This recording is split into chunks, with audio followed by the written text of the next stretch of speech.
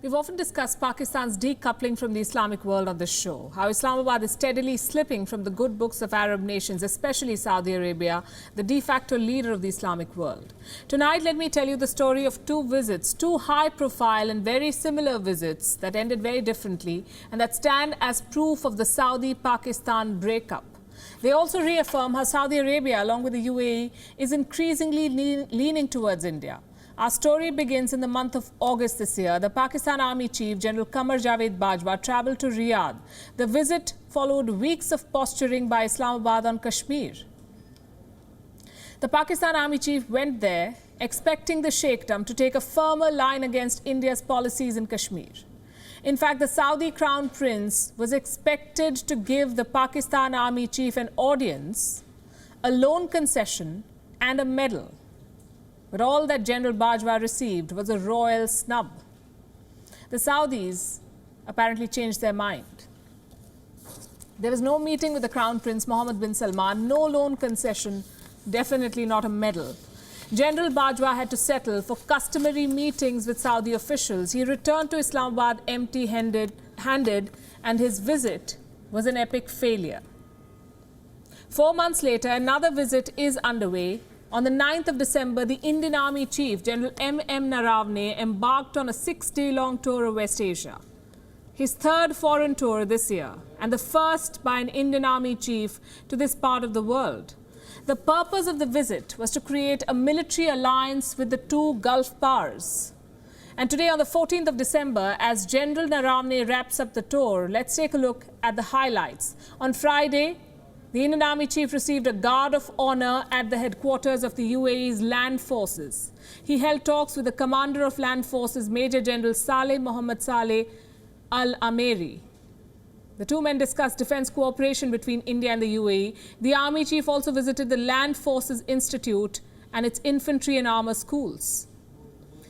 Then on Sunday, the Indian Army Chief arrived in Saudi Arabia. He visited the Ministry of Defense in Riyadh. He received a guard of honor by the Royal Saudi Land Forces.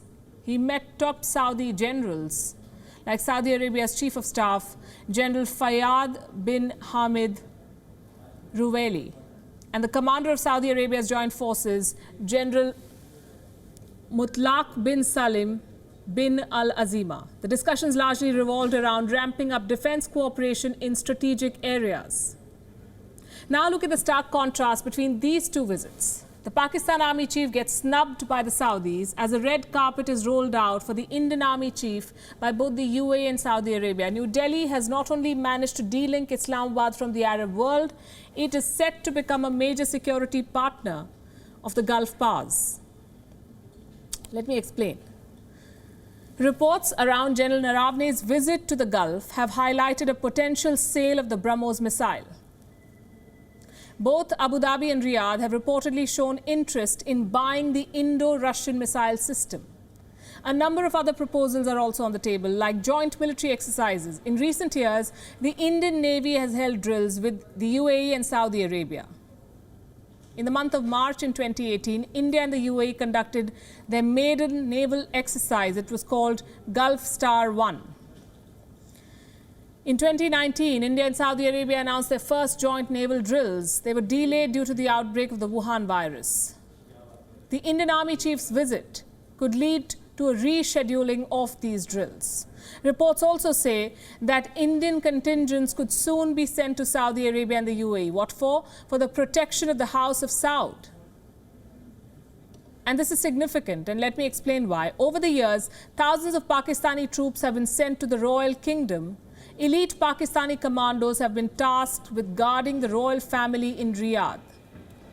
But Islamabad has refused to allow Pakistani troops to join Saudi and Emirati troops in Yemen. Reports say the Gulf powers now want India to be on board in Yemen. Indian contingents is what they want to join their troops in Yemen. As Islamabad is made to pay back its loans, look at the headline published by Pakistan's Geo News today. China bails out Pakistan to repay $1 billion Saudi debt. Pakistan has been forced to pay another tranche of a $3 billion loan it borrowed from Saudi Arabia. And much like the last time, China has again come to Pakistan's rescue. So let me say this one more time. In its obsession with Kashmir and attempts to please China, Pakistan is slipping from the good books of the Arab world. It has failed to be worth the oil it's getting from Arab nations. And India, of course, has risen to the occasion. It is building on this strategic partnership with Gulf powers. Thank you for watching Gravitas on WION's YouTube channel. If you want to stay up to date with what's happening around the world, then subscribe to our channel and don't forget to like and share. Thank you very much for watching WION. The World is One.